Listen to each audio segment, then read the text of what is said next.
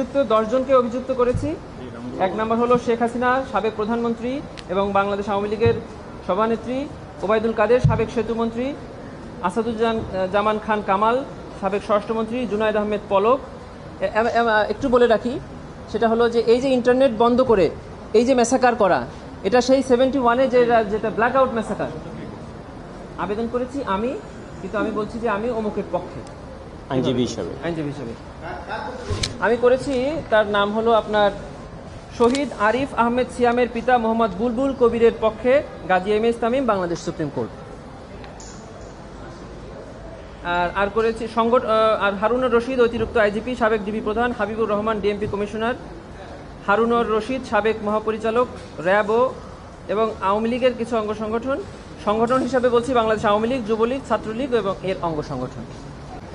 এই বাংলাদেশে ছাত্র জনতার উপরে নির্বিচারে যে হত্যাকাণ্ড চালানো হয়েছে, এটা কোনো আইসোলেটেড ক্রাইম না, এটা একটা সিস্টেম ক্রাইম।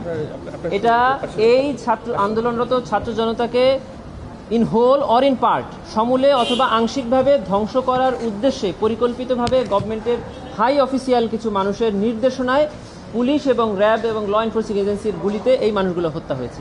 এগুলো 302 ধারায় দেখাতে গেলে আপনার স্পেসিফিক এভিডেন্স লাগবে, আই উইটনেস লাগবে, কিন্তু এই আইনে গণহত্যার জন্য যে সমস্ত এলিমেন্টস লাগে সেই সকল এলিমেন্টস এই ঘটনার সাথে যায়। এবং ট্রাইব্যুনালে ইতিমধ্যে প্রায় 50-এর অধিক জাজমেন্ট দিয়ে গণহত্যার যে ডেফিনেশন দেওয়া হয়েছে, যে ফাইন্ডিংস দেওয়া হয়েছে, তার সব কিছুই এই মামলার এই ঘটনার সাথে যায়।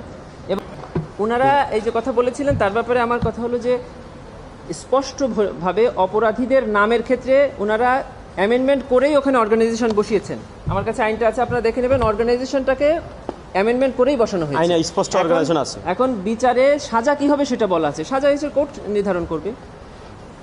কিন্তু ওনারা সেকশন 10 কিন্তু ওনারা অর্গানাইজেশন শব্দটা বসিয়েছেন সেখানে, এবং আইনে সেটা আছে। এবং আমাদের আইনে একটা জিনিস আপনাদের পরিষ্কার করি, সেটা হলো একটা আমাদের সাধারণ মানুষের ধারণা যে 71-এর ঘটনা ছাড়া এখানে বিচার হয় না।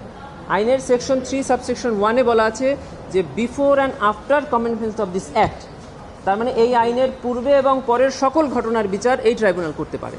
সেজন্যই আমরা দেখছি যে এই সিস্টেম ক্রাইম, এই পরিকল্পিত ক্রাইম, এটা একমাত্র এই ট্রাইব্যুনালে বিচার হওয়া সম্ভব। এবং এই ঘটনা একমাত্র আন্তর্জাতিক অপরাধ ট্রাইব্যুনালেই গণহত্যা বা মানবতা বিরোধী অপরাধ হিসাবেই পরিগণিত হবে, কোনো আইসোলেটেড ক্রাইম হিসাবে কেন হবে না। বরং যে সমস্ত মামলা সারা দেশে হচ্ছে সেগুলো সবগুলোকেই এখানে ট্রান্সফার করে একসাথে ট্রায়াল করলেই এটা প্রপার ট্রায়াল হবে। সেজন্যই আমি আন্তর্জাতিক অপরাধ ট্রাইব্যুনালের তদন্ত সংস্থায় এই বিষয়ে তদন্ত করার জন্য অভিযোগ করেছি। এই অভিযোগকারী আছেন একজন নিহত শহীদের বাবা, যে সাভার স্কুলে ক্লাস 9-এ পড়তো, তাকে 5 তারিখে পুলিশ গুলি করে হত্যা করেছে। সে এখানে বাদী হয়েছে, তার পক্ষে আমি এসেছি।